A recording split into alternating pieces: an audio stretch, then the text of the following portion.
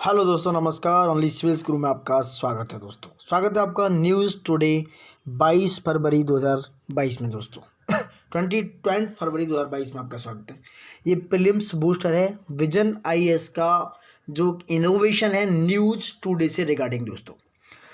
इसी के रिगार्डिंग पहला टॉपिक आपका India France sign road map on the blue economy and ocean governance. ये दो वर्ड याद रखना कि blue economy and ocean governance पर साइन किया है इंडिया फ्रांस के बीच में। एक रोड मैप तैयार कर रहे हैं दोस्तों। इस रोड मैप का या इस ब्लू इकोनॉमी का दोनों के बीच में साइन करने का क्या मतलब है? मतलब यह है दोस्तों कि they want to enhance bilateral exchange on blue economy and forge a common vision of ocean governance. यानी कि वो दोनों एक ब्लू इकोनॉमी पर अपने आपस में जो ओपिनियन है, व्यूज हैं या जो भी बेस्ट स्ट्रेटजी है उसको बदलना चाह रहे हैं और अपने बायलैटरल एक्सचेंज को इनहेंस करना चाह रहे हैं, यानी कि बढ़ाना चाह रहे हैं। Rule of law and cooperation on sustainable and resilient coastal way and waterway infrastructure. और they want to be sustain coastal infrastructure and waterway infrastructure. They want to be enhance the coastal sustainable waterway and coastal sustainable infrastructure. की highlights क्या है इसके? Setting up an India France partnerships. इस road map का मतलब है कि India France के बीच में पार्टनरशिप्स को ब्लू इकोनॉमी और ओशियन गवर्नेंस पर सेट करना और ऑर्गेनाइज करना एक एनुअल बायलैटरल डायलॉग जो व्यूज़ हैं आपस में उनको एक्सचेंज कर सके, प्रायोरिटीज़ को एक्सचेंज कर सके एंड जो भी बेस्ट प्रैक्टिसेस हैं एक दूसरे के बीच में उनको एक्सचेंज कर सके दोस्तों। And they want to be sustain on that blue economy and the ocean governance. Economy पर है कि make the blue economy a priority sector. यानी दोनों कंट्रीज़ के बीच में बायलैटरल जो रोड मैप तैयार हुआ है उसका मतलब है कि वो they want to prioritise in the development of their economic exchange. वो इकोनॉमिक एक्सचेंज को प्रायोरिटी पर रखकर एंड अपने व्यूज़, अपने इकोनॉमिक जो वैल्यूज़ हैं उनको चेंज करना चाहते हैं।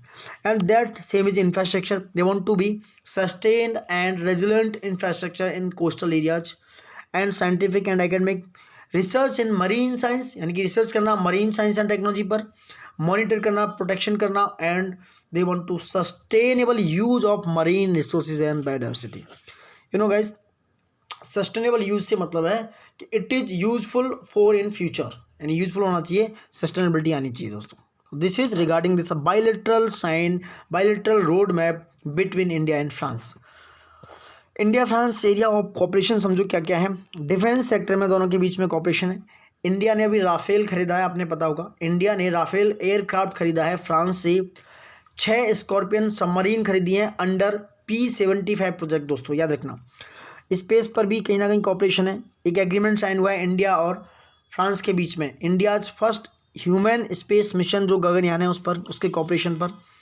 सिविल न्यूक्लियर डील में जो 2008 में हुआ था। जियो स्ट्रेटेजिक लेवल पर भी कहीं ना कहीं free and rule based Indo Pacific region को बनाना, यानी कि जियो स्ट्रेटेजिक रीजन पर इन दोनों के बीच में बायलैटरल या दोनों के बीच में कॉपरेशन है। Now talking about blue economy दोस्तों। ब्लू इकोनॉमी क्या है? Blue economy is a sustainable use of ocean resources. यानी आपको ब्लू इकोनॉमी से मतलब है कि जो ओशियन के रिसोर्सेज हैं उनको सस्टेनेबली यूज करना है, चाहे आप इकोनॉमिक ग्रोथ के लिए कर रहे हैं, चाहे अपनी लिवलीहुड इंप्रूव करने के लिए कर रहे हैं या फिर जॉब क्रिएशन के लिए कर रहे हैं। तो आपको सस्टेनेबल यूज करना है जो ओशियन रिसोर्सेज हैं और ओशियन इकोसिस्टम को हेल्दी और प्रिजर्व रखना है। That is called blue economy. India का देखा जाए तो इंडिया करीब 4.1% अपनी टोटल इकोनॉमी का ब्लू इकोनॉमी से, यानी कि ओशन इकोनॉमी से रिलेट करता है। India is comprise 4.1% of its total economy like fisheries, deep sea mining, offshore oil, gas and other more things. These are the large section of India's blue economy, fisheries, deep sea mining and offshore oil. So this is all about blue economy and India France bilateral road map दोस्तों। Now next talking about MITI मतलब Ministry of Electronic and Information Technology release draft India Data Accessibility of Use Policy 2022 मतलब 2022। दोस्तों ये जो policy है क्या है, ये अपडेट करेगी जो भी हमारा एग्जिस्टिंग प्रेजेंट में गवर्नमेंट पॉलिसीज़ हैं लाइक नेशनल डेटा शेयरिंग को, accessibility policies and open government data platform of India को। तो ये एक पॉलिसी अपडेट प्रोवाइड करेगी दोस्तों। ये अप्लाई होगी ऑल डेटा एंड इन्फॉर्मेशन जो जनरेट होते हैं, क्रिएट होते हैं, कलेक्टेड होते हैं, अचीव होते हैं by central government and other authorise agencies. इसका ऑब्जेक्टिव है कि transform India's ability to harness public sector data for catalysing large scale social transformation. Any data sharing shall happen within the legal framework of India and its policies, legislation, and recognized international guidelines. So this is the objective of this draft. Now, major highlights of this policy: institutional framework. What is institutional framework? MITI to set up India data office. माइटी set up करेगा India data office, जिसका objective होगा कि वो streamline में लाएगी और consolidate करेगी उस डेटा एक्सेस को जो शेयर हो रहे हैं दोस्तों। तो the objective of the streamline and consolidate data access and sharing, ये माइटी का काम होगा जो सेटअप करेगी इंडिया डेटा ऑफिस। और सारी जितनी भी मिनिस्ट्री हैं जो शेयर कर रही हैं उनके साथ, डेटा मैनेजमेंट यूनिट्स के साथ India data council to be constituted. Make data open by default, ये डेटा ओपन बाई डिफॉल्टली जो डेटा ओपन होगा उसको डिफॉल्ट बनाएगी, डेटा कलेक्शन होगा वगैरह वगैरह। तो डेटा पर ये सारी पॉलिसी क्रिएट हो रही है। You can C and read out. Importance of data and digital economy, ये समझो क्या है। इंप्रूविंग पब्लिक सर्विस डिलीवरी, यानी कि पब्लिक सर्विस डिलीवरी को इम्प्रूव करना दोस्तों। दूसरा, इफिशियंसी और इनोवेशन को बढ़ाना, एनहेंस करना। पॉलिसी मेकिंग को इम्प्रूव करना, जितने भी प्रोग्राम है उनको इवेल्यूएट करना, उनकी इम्प्रूवेंसी, इफिशियंसी, कैपेसिटी को बढ़ाना। और डिजिटल इकोनॉमी को तेज़ी लाने के लिए ये डेटा का यूज़ किया गया है इन डिजिटल इकोनॉमी दोस्तों, ठीक है। Now got it. Now talking about CBI takes stocks of banks fraud case. थोड़ा इंपॉर्टेंट न्यूज़ है प्रीलिम्स के रिलेटेड दोस्तों। सीबीआई ने टेक लिया, एक स्टांस लिया है बैंक जो फ्रॉड कर रहे हैं उसके केस पे। CBI has recently booked A former chairman of Surat based ABG shipyard in 22,842 crore bank fraud case. अभी रिसेंटली देखा कि सीबीआई ने एक फॉर्मर चेयरमैन है सूरत बेस्ड एबीजी शिपयार्ड कंपनी के, जिन्होंने 22,842 करोड़ का बैंक घोटाला किया है। बैंकिंग फ्रॉड जो है इससे अटेम्प्ट टू साइफन और टेक फंड्स और असेट्स फ्रॉम ए फाइनेंशियल और banking institution through data theft, cyber crime, simple manipulation of books of accounts, fraudulent documentation etcetera etcetera. जो बैंक फ्रॉड का मतलब यही है कि भाई आप बैंकिंग इंस्टीट्यूशन के साथ छेड़छाड़ कर रहे हो, डेटा के साथ चोरी छपेरी कर रहे हो, साइबर क्राइम के थ्रू वगैरह वगैरह, that is called bank fraud. RBI का जो trend and progress of banking है इंडिया रिपोर्ट में, इंडिया ने देखा India saw 4,071 banking fraud case in the first half of the 2021-22, यानी करीब फर्स्ट हाफ में देखा कि 4,071 बैंक फ्रॉड हो चुके हैं। आरबीआई की जो trend and progress of banking India report है उसके अकॉर्डिंग दोस्तों, जिसमें से 3,499 जो है वो क्या है in the year ago period. However amount involve in the fraud decline, देखा जाए तो इतना है कि जो अमाउंट है 64,621 करोड़ टू इतने करोड़ रुपए हो चुका है। रीजन समझो, ये इंपॉर्टेंट है, बाकी का डेटा आप देख सकते हो क्या है। Reason for the rise in banking fraud include, क्या क्या रीजन है। Number 1, laxity in observance of laid down system and procedure by operational staff as well as supervisory staffs।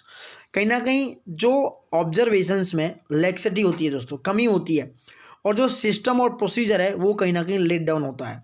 So operational staffs के द्वारा कहीं ना कहीं कोई कमी छोड़ी जाती है सिस्टम और प्रोसीजर्स में, और सुपरवाइजरी स्टाफ भी कहीं ना कहीं नेग्लिजेंसी दिखाता है। तो ये बैंक फ्रॉड को हवाला होता है दोस्तों, हवाला मिलता है मतलब ताकत मिलती है। और neglect of the controlling officers, जो कंट्रोलिंग ऑफिसर हैं उनकी नेग्लिजेंसी, वो टाइम पर वो रिसीट को मॉनिटर नहीं करते हैं, टाइमली मैनर पर देखते नहीं है, रिटर्न एंड उसकी सिक्योरिटी को कंट्रोल नहीं करते हैं, उन्हें देखते नहीं है। तो ये भी कहीं ना कहीं एक बहुत बड़ा फैक्टर है। फ्रॉड जो होते हैं is committed by unscrupulous constituents by taking advantage of laxity, वो टेकिंग एडवांटेज मतलब एडवांटेज ले लेते हैं कहीं ना कहीं जो जो है अनस्केबलस कॉन्स्टिट्यूएंट्स के द्वारा दोस्तों। Absence of regular transfer of staff, ये भी कहीं ना कहीं, यानी कि रेगुलर स्टाफ जो है रेगुलर ट्रांसफर नहीं होते स्टेप्स के, वो भी एक कहीं ना कहीं कमी बनती है, एक ही जगह पर वो जड़ जमा के बैठ जाते हैं। तो इस तरह के फ्रॉड्स को बढ़ावा मिलता है। क्या क्या मीजर हैं आप स्टॉप कर सकते हो। नंबर 1, फंक्शनल ऑटोनॉमी होनी चाहिए स्टेट रन बैंक्स में दोस्तों, फंक्शनल ऑटोनॉमी होनी चाहिए। क्या स्टेप्स हैं। फंक्शनल ऑटोनॉमी होनी चाहिए स्टेट रन बैंक, जो स्टेट बैंक रन कर रहे हैं, स्टेट्स रन कर रहे हैं बैंकों को लगातार फंक्शनल वे में, लगातार कंटिन्यूस वे में उनकी ऑटोनॉमी होनी चाहिए। लगातार स्ट्रिक्ट एडरेंस अनुपालन होना चाहिए जो नो योर कस्टमर नॉर्म्स के बारे में दोस्तों, ये स्ट्रिक्टली तरीके से उनका अनुपालन हो, उनको प्रोसीजर्स को फॉलो किया जाए। बैंक्स जो है वो विजिलेंस एंड कंसिस्टेंटली मॉनिटर होना चाहिए जितने भी सारे अकाउंट्स हैं under vigilances and other norms. Bearing people को छोड़कर and with business interest from getting on to the board of banks, वो बोर्ड ऑफ बैंक्स पर होने चाहिए दोस्तों, बैंक से होने चाहिए दोस्तों, कुछ लोगों को छोड़कर, जो पीपल्स बिजनेस से इंटरेस्ट है उनको छोड़कर from getting on to the boards of banks, वो बोर्ड ऑफ बैंक्स में होनी चाहिए। तो ये मीजर हैं जो स्टॉप को फ्रॉड को स्टॉप कर सकते हैं।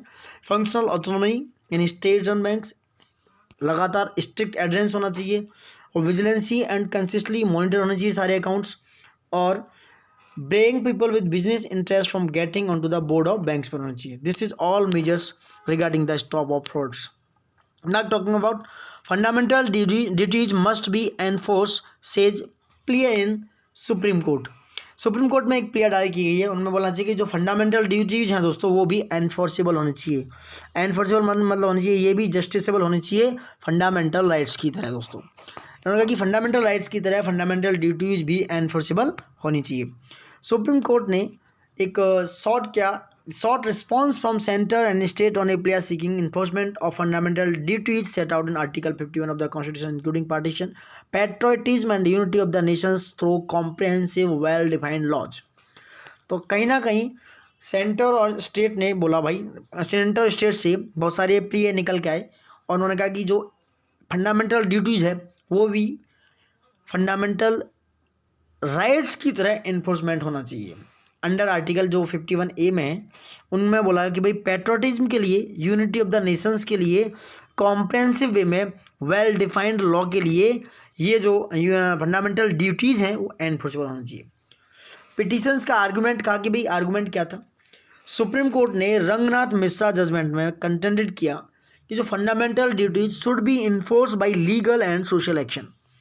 तो जो फंडामेंटल ड्यूटीज हैं रंगनाथ मिश्रा जजमेंट में ऐसा सुप्रीम कोर्ट ने बोला कि जो फंडामेंटल ड्यूटीज हैं it should be enforce by legal and social sections, ये लीगली और सोशल सेक्शंस पर इन्फोर्स होने चाहिए।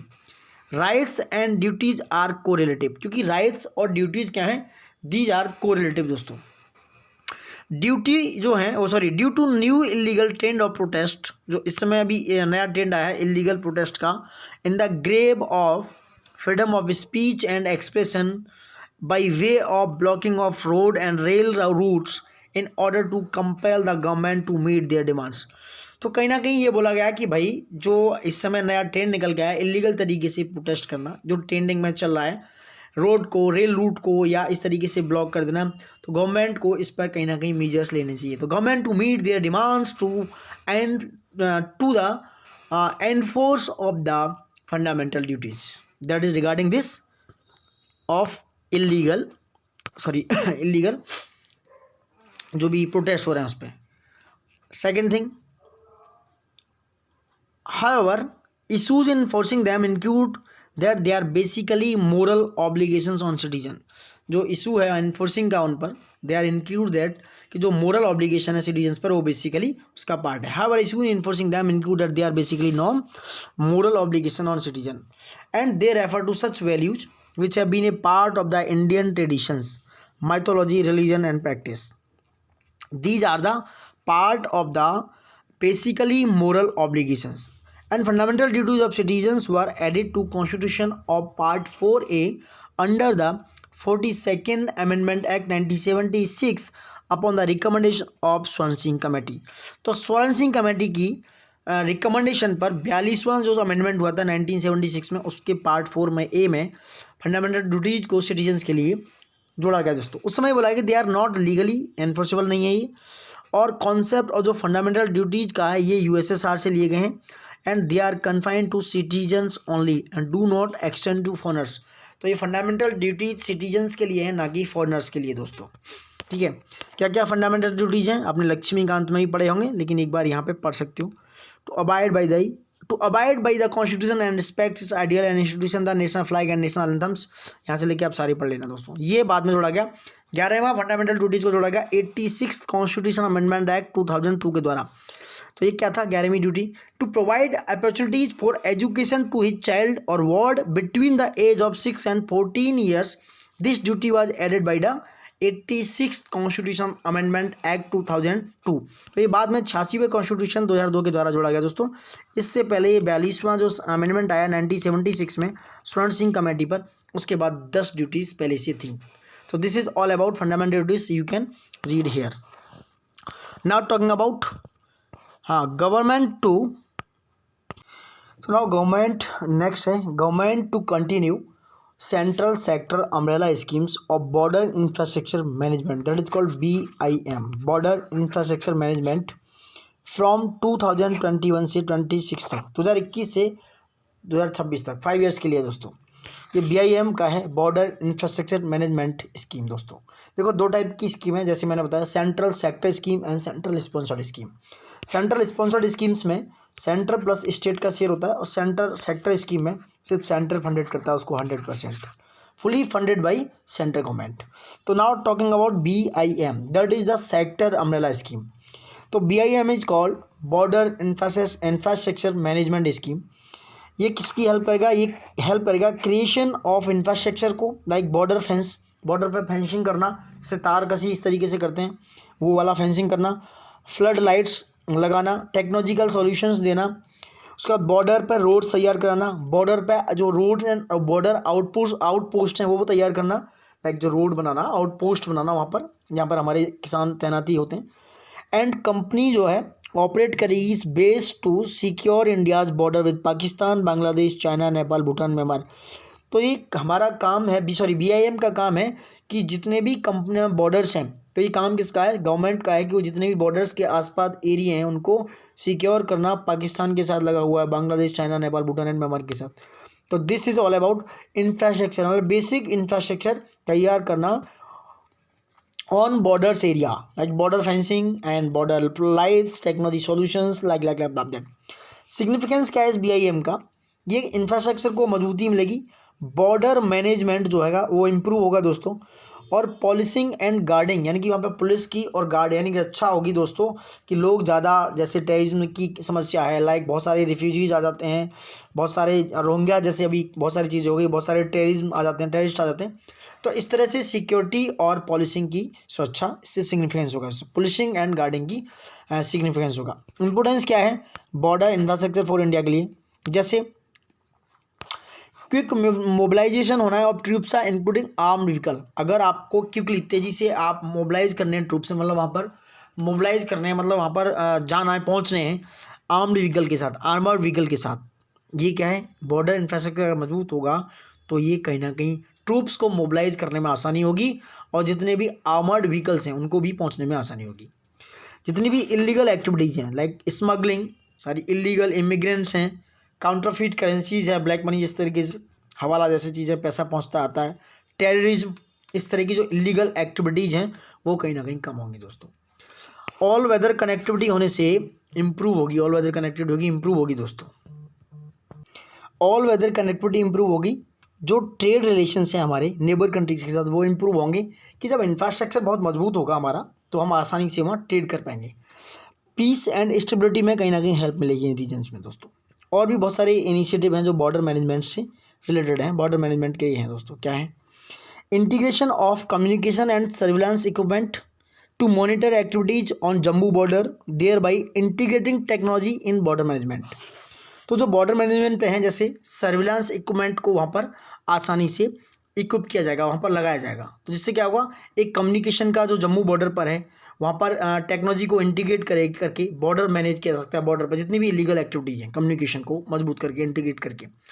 Comprehensive integrated border management system, ये हमारी capability of border security force को मजबूत करेगा, और क्रॉस बॉर्डर जो क्राइम्स हैं उन्हें डिटेक्ट करेगा दोस्तों। ठीक है, बॉर्डर एरिया डेवलपमेंट प्रोग्राम्स हैं, ये मिनिस्ट्री ऑफ होम अफेयर के द्वारा लॉन्च किया गया था, बॉर्डर एरिया डेवलपमेंट प्रोग्राम। और ये किसका पार्ट है, ये कॉम्प्रिहेंसिव अप्रोच है बॉर्डर मैनेजमेंट के लिए दोस्तों। ठीक है, प्रोजेक्ट बोल्ड QIT चलाया गया, that is called bold QIT के border electronically dominated QRT interception technique. Project bold QRT that is called border electronically dominated QRT interception techniques है जो रिवराइन एरियाज के लिए जो इंडो बांग्लादेश बॉर्डर के आसपास है वहाँ पर इक्विप किए जाएंगे दोस्तों, वहाँ पर इक्विपमेंट को लगा जाएगा। That is called border electronically dominated QRT interception techniques. So that is equip in riverine areas along Indo Bangladesh borders. So that is all about the border management scheme, border infrastructure management. ठीक है, इस is a government sector, central sector scheme दोस्तों। Now next और news है government. तो मुद्दा क्या है दोस्तों, गवर्नमेंट ने बार किया, रोक दिया है स्कॉलरशिप देना। Ministry of social justice and empowerment ने एक नई पॉलिसी जारी की है। उसमें इन्होंने जो इंडियन स्टूडेंट हैं नेशनल ओवरसीज स्कॉलरशिप के अंडर में जिन्हें स्कॉलरशिप मिलती थी उनको रोक दिया है, यानी कि उन्हें डिबार कर दिया, रोक दिया गया। अब उनको स्कॉलरशिप नहीं मिलेगी क्योंकि जो लोग परस्यू करते थे स्टडी एंड रिसर्च पर, like Indian culture, history and social studies पर, फॉरेन यूनिवर्सिटीज़ पर, उस स्कॉलरशिप को जो नेशनल ओवरसीज स्कॉलरशिप के अंदर मिलता था, ministry of social justice and empowerment ने रोक दिया है दोस्तों। उन्होंने कहा है कि एनओसी क्या है, ये देख सकते हो कि जो स्टूडेंट्स किस किस को प्रोवाइड करते थे, प्रोवाइड जो स्टूडेंट्स शेड्यूल कास्ट से बिलोंग करते हैं, D notified nomadic and semi nomadic types हैं, लैंडलेस फार्म वर्कर्स हैं एंड ट्रेडिशनल आर्टिजन कम्युनिटी हैं, उन लोगों को इससे रोक दिया गया है दोस्तों। ठीक है, as per the government Indian institute universities are better suited for such course. Government का कहना है कि इंडियन जो यूनिवर्सिटीज़ हैं या इंस्टीट्यूट हैं वो बहुत बेटर हैं अगर इस तरह के कोर्स करने हैं कंपैरिजन टू फॉरेन यूनिवर्सिटीज़ दोस्तों, क्योंकि जो स्टूडेंट्स हैं they are more practical expertise and knowledge from Indian professors, जो बहुत ज़्यादा नॉलेजेबल और इंडियन प्रोफेसर्स हैं, and it have more experience and practical knowledge about the culture, about the history and social studies. तो अब उन्हें हमारे ही अपनी इंस्टीट्यूट एंड यूनिवर्सिटीज़ में उनको एडमिशन लेना चाहिए और यहाँ पर ही उन्हें परस्यू करना चाहिए। तो ये गवर्नमेंट ने रोक दिया है स्कॉलरशिप प्रोग्राम दोस्तों। अब ये बहुत ही इंपॉर्टेंट न्यूज़ है जिसमें अभी देखा क्रीमिया का जो क्राइसिस चल रहा है, रसिया और यूक्रेन और रसिया के बीच में जो क्राइसिस है, डोनेट्स्क एंड लुहांस्क रीजन की बात हो रही है। पहले तो समझो कि डोनेट्स्क और लुहांस्क रीजन है कहाँ, ये दिखाता हूँ मैं तुमको। ये देखो यूक्रेन के ईस्टर्न बॉर्डर पर है और रसिया के, देखो ये लुहांस्क है जो नॉर्थ ईस्ट में है इधर, ये भी वैसे इधर ही है ईस्ट में, साउथ ईस्ट में इधर, लेकिन लुहांस्क के नीचे है डोनेट्स्क और ये है यूक्रेन। कीव इसकी राजधानी है, ये रसिया है, रसिया का पार्ट है। इसी पर यूक्रेन क्राइसिस जो है, रसिया और यूक्रेन के बीच में जो युद्ध सा छिड़ गया एक तरीके से, उस पर दोस्तों ये है लुहांस्क, देख सकते हो रसिया के पास, लुहांस्क और रसिया से एज हैं दोनों, डोनेट्स्क रीजन और ये लुहांस्क रीजन दोस्तों। अब है क्या, अभी रशियन प्रेसिडेंट ने रिकॉग्नाइज किया था independent of two separate eastern Ukraine regions, यानी कि रशियन प्रेसिडेंट ने इन्हें रिकॉग्नाइज कर लिया कि भाई ये दोनों रीजन जो हैं ईस्टर्न यूक्रेन का जो पार्ट है, ये दोनों क्या हैं, two separatist eastern Ukraine region, Donetsk and Luhansk. Donetsk and Luhansk region are collectively known as the Donbas, इनको कलेक्टिवली डोनबास बोला जाता है। ठीक है, the region comprises both Ukraine control parts as well as separatist controlled areas. Its main industries are coal mining and steel productions. दो main industries हैं Donbas region में, आपने देखा ही होगा दोस्तों। Most of the people living in this region speaks Russian, तो इस रीजन में जो ज़्यादातर लोग हैं वो रशियन बोलते हैं। And result of migration of Russian worker after world war second during the Soviet era. तो ये क्या है, माइग्रेशन क्यों हुआ कि रशियन वर्कर्स जो है वर्ल्ड वॉर सेकेंड के बाद सबसे ज़्यादा इस रीजन में पहुँचे, इसलिए सबसे ज़्यादा यहाँ पर रशियन वर्कर्स हैं और वो क्या बोलते हैं, रशियन बोलते हैं। तो डोनबास रीजन में है जो कि इंडस्ट्रीज एरिया है कॉयल माइनिंग और स्टील प्रोडक्शन के लिए, ये रीजन इसलिए प्रचलित है। और यूक्रेन और रसिया के बीच में एक बहुत ही ज़्यादा मतलब विद्रोह सा चढ़ा हुआ है, इस पर एक कलेक्टिवली बहुत ज़्यादा क्राइसिस चल रहा है, जो कि रशियन प्रेसिडेंट ने भाई कि ये दोनों सेपरेट रीजन है, ईस्टर्न यूक्रेन रीजन के दोनों, तो इनको इंडिपेंडेंट घोषित किया है रशियन प्रेसिडेंट ने, रिकॉग्नाइज किया है कि independence of two separate region that is called Donetsk and Luhansk, दोनों को कलेक्टिवली क्या बोला जाता है, डोनबास। और ये बहुत सारी न्यूज़ आएंगी इससे रिलेटेड क्योंकि चर्चा में, देखते हैं। अब आते हैं को लोकेशन फैसिलिटीज़ क्या है, को लोकेशन फैसिलिटीज हम, ठीक है, को लोकेशन फैसिलिटी देख सकते हो आप, dedicated space area national stock exchange building में है, तो यू कैन सी हियर। अब बात करते हैं पनरुति कैस्यूज़ की। ये पनरुति कैस्यूज़ क्या है, तो पनरुति कैस्यूज़ जो है, cashews procedure and exports based in Tamil Nadu have sought to obtain to GI tag for Panruti cashews, यानी कि तमिलनाडु को पनरुति कैसियस के लिए दोस्तों जीआई टैग मिल गया है। क्या मिल गया है? GI tag. इसको कड्डालूर का गोल्ड माइन बोला जाता है। किसका? कड्डालूर, जो कि तमिलनाडु में है, वहाँ का कड्डालूर का गोल्ड माइन बोला जाता है। इसकी डिमांड क्यों है पनरुति कैसियस की? कि ये खाने में बहुत ही यूनिक है और बहुत ही टेस्टी है, इसकी क्वालिटी भी बहुत अच्छी है। It's very unique and tasty and qualities is very very much good.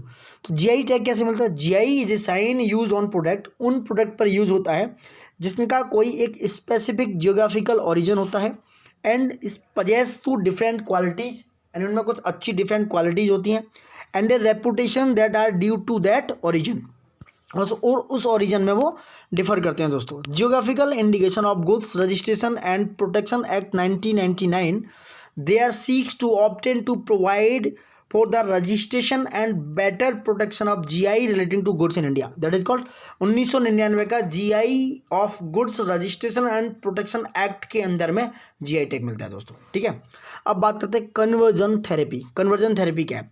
National medical commission ने हेल्ड की है एक conversion therapy is banned in India, कि भाई नेशनल मेडिकल कमीशन ने बोला है कि जो कन्वर्जन थेरेपी है that is banned in India, वो बैंड होनी चाहिए। कन्वर्जन थेरेपी एक्चुअल में है क्या? Sometimes that is called reparative therapy, reparative therapy बोला जाता है, एंड गे क्योर थेरेपी, जिसे बोलते हैं गे क्योर थेरेपी भी बोला जाता है, and is try to change someone sexual orientation और जेंडर आइडेंटिटी। और क्या है ये? कभी कभी that try to change someone sexual orientation को चेंज करना और उसकी जेंडर आइडेंटिटी को चेंज करना, that is called conversion therapy.